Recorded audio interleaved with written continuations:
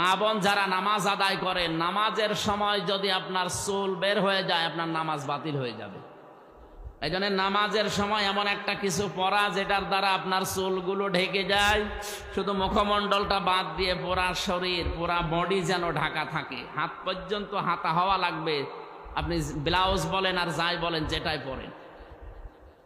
কিন্তু অনেক মা বোনের আমি নামাজের কথা তার স্বামীদের কাছে শুনেছি যে শাড়ি পরে নামাজ পড়ে, সেজদা দিতে গেলে রুকুতে গেলে চুল বের হয়ে গেছে, ওর খেয়ালও নেই, আপনার নামাজ ভেঙে গেছে। নামাজের জন্য আলাদা একটা জিনিস এটা বানিয়ে নেবেন, এই মুখ শুধু দেখা যাবে বাকি পুরা শরীরকে ঢেকে যায় এরকম একটা কাপড় দিয়ে বানিয়ে রাখবেন নামাজের জন্য। অন্তত পুরুষ মানুষ যারা আছে শুধু নামাজের সময় যখন হয় তাড়াতাড়ি করে টাকনোর উপরে কাপড় তুলে নেয়, বাকি সময় ওগুলো আবার নিচে দিয়ে দেয়। না, এই কাজটা বন্ধ করা লাগবে মুসলিম হিসাবে অন্তত আমাদের।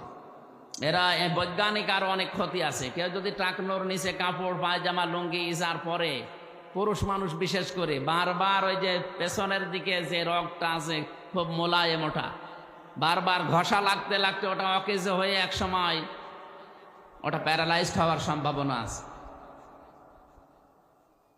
অনেক খ্রিস্টান, অনেক ইহুদি ডাক্তার, হিন্দু, আমি ভারতের বহু জায়গায় গিয়ে দেখেছি, তা ভেলোর সহ হায়দ্রাবাদ সহ বিভিন্ন জায়গায় খ্রিস্টান ডাক্তাররা অনেকে প্যান্ট পরে কিন্তু টাকনুর উপরে। জিজ্ঞাসা করলাম কি আপনি তো জাতিতে অন্য ধর্মের, আপনি তো মুসলমান না, এটা করেন? ওনারা বৈজ্ঞানিক ব্যাখ্যা দেয় যে এটা করি আমরা এই কারণে, সওয়াব হবে বা আল্লাহ কিয়ামতে তাকাবে এই সমস্ত না, আমরা আমাদের শরীরকে বাঁচানোর জন্য। মা বোন যারা নামাজ আদায় করেন, নামাজের সময় যদি আপনার চুল বের হয়ে যায় আপনার নামাজ বাতিল হয়ে যাবে।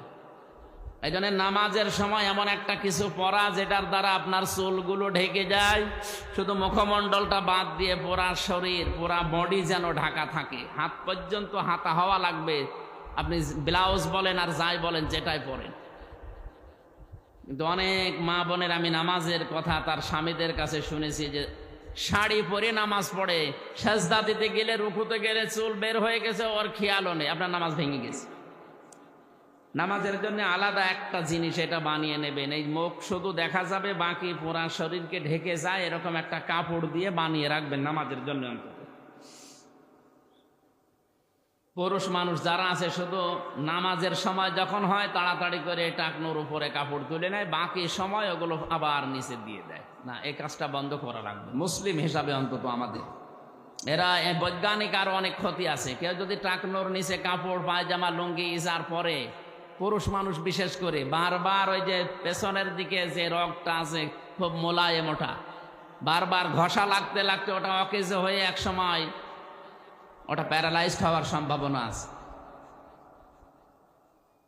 অনেক খ্রিস্টান, অনেক ইহুদি ডাক্তার, হিন্দু, আমি ভারতের বহু জায়গায় গিয়ে দেখেছি, তা ভেলোর সহ হায়দ্রাবাদ সহ বিভিন্ন জায়গায় খ্রিস্টান ডাক্তাররা অনেকে প্যান্ট পরে কিন্তু টাকনুর উপরে। জিজ্ঞাসা করলাম কি আপনি তো জাতিতে অন্য ধর্মের, আপনি তো মুসলমান না, এটা করেন? ওনারা বৈজ্ঞানিক ব্যাখ্যা দেয় যে এটা করি আমরা এই কারণে, সওয়াব হবে বা আল্লাহ কিয়ামতে তাকাবে এই সমস্ত না, আমরা আমাদের শরীরকে বাঁচানোর জন্য।